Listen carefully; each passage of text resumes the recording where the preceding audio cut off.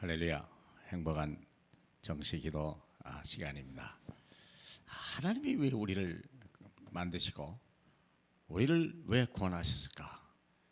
그 하나님의 속마음은 뭘까? 그거 궁금하지 않아요? 단순히 우리 지옥 안 가고 천국 가게 한다. 그거 고맙고 감사할 일이죠. 근데 그것이 끝일까요? 아닙니다. 그거보다도 엄청난 우리가 잘 알지 못하는 부분들이 있거든요. 자, 하나님이 원래 우리를 어떻게 창조하지? 하나님이 원래 뜻이 뭔지 창세기 1장 27절 28절 한번 봅시다.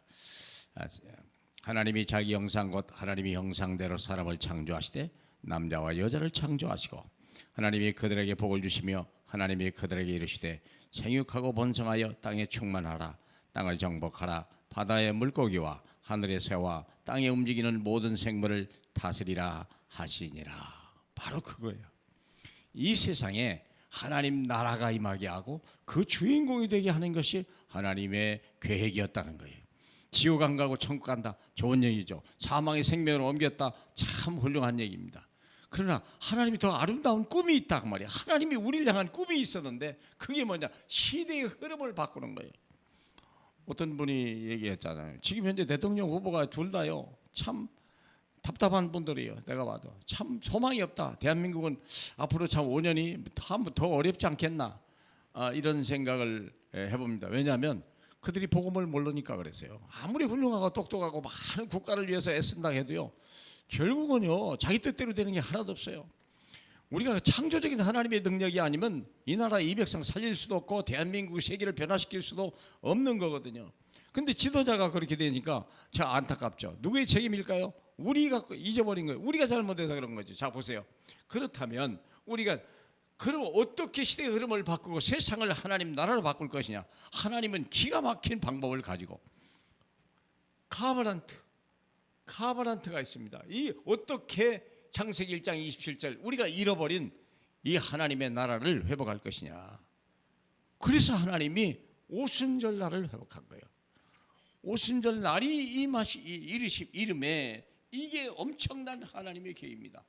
이 날을 얼마나 기다렸냐? 4,000년을 기다리시고 성령이 임한 거예요. 놀라운 얘기 아니겠습니까? 그렇죠? 오순절 날에 2장 1절에 오순절 날이 이름에 이 오순절은요 하나님이 기다리고 준비하고 준비했던 마침내 그 날 아닙니까? 오순절 성령이 임하는 날.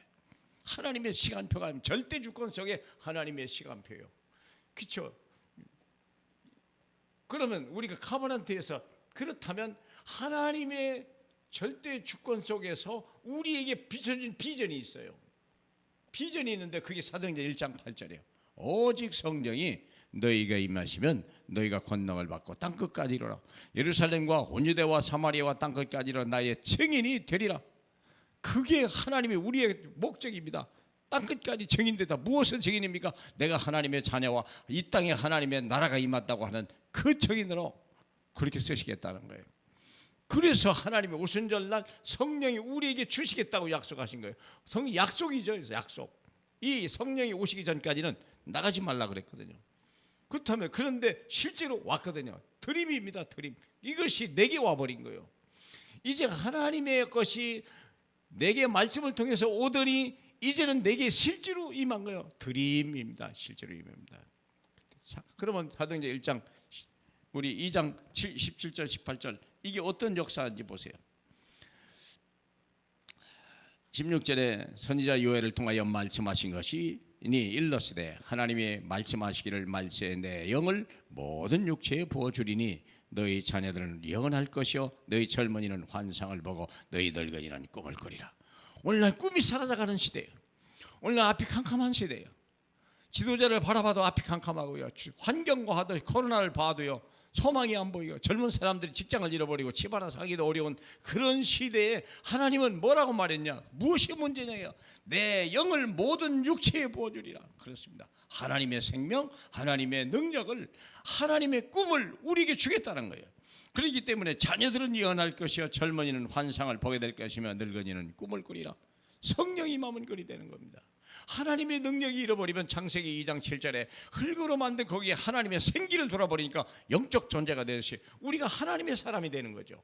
그러면 어떠냐? 하나님의 형상이 회복되는 거예요. 어떻게 합니까? 예배를 통하여. 사도행전 2장 42절에 이런 예배를 드려야 되거든요. 그들이 사도의 가르침을 받아 서로 교제하고 떡을 떼며 오로지 기도하기를 힘쓰니라. 내 삶에 무엇을 어떻게 할게 이전에 내게 주신 것을 어떻게 할 거냐. 그들이 사도의 가르침을 받아야 돼요. 그리고 서로 교제해야 되고 소통해야 되고 포럼해야 된다고 말이죠. 그리고 떡을 떼며 서로 함께 먹고 마시며 그리고 기도하기에 힘쓰니라. 사랑하는 여러분, 아십니까? 많은 사람이 이걸 우습게 보는 거예요. 이걸 급하다고 생각하는 거예요. 그냥 내가 빨리 돈 버는 현장으로, 문제 해결하는 현장으로 내가 달려가기 바쁘지 하나님의 능력을 힘입고 그분이 역사해 주기를 바라는 사람이 별로 없다는 거예요.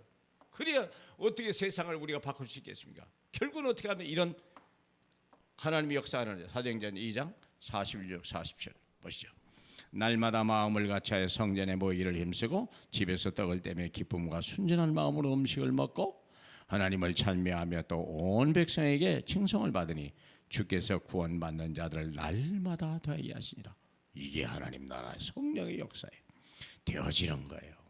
한 사람 복음하는 사람 통해서 우리가 하나님이 이렇게 CVDIP에 내 삶에 멋있는 편집과 디자인이 이루어질 때 하나님은요 나를 통해서 하나님의 역사예요. 여러분의 가정에 이런 역사, 여러분의 교회에 이런 역사, 여러분의 직장과 만남 속에 이런 역사 일어나기를 바랍니다. 그래서 하나님의 창대하고 번성하고 충만하고 정복하고 다스리는 응답이 저와 여러분의 삶 속에 나타나기를 주님의 이름으로 축복합니다. 할렐루야. 우리 하나님 아버지, 정말 어둡던 우리 마음속에 빛이 들어오고 그리고 아버지 하나님 모든 예언을 잃어버렸던 우리 속에 환상과 꿈을 보는 역사이게 하시고 날마다 우리가 포럼할 때 죽은 자가 살고 병든 자 고침받게 하고 하나님 잠자는 영혼이 깨어지는 하나님의 역사를 보게 하옵소서. 예수님 이름으로 기도합니다. 아멘.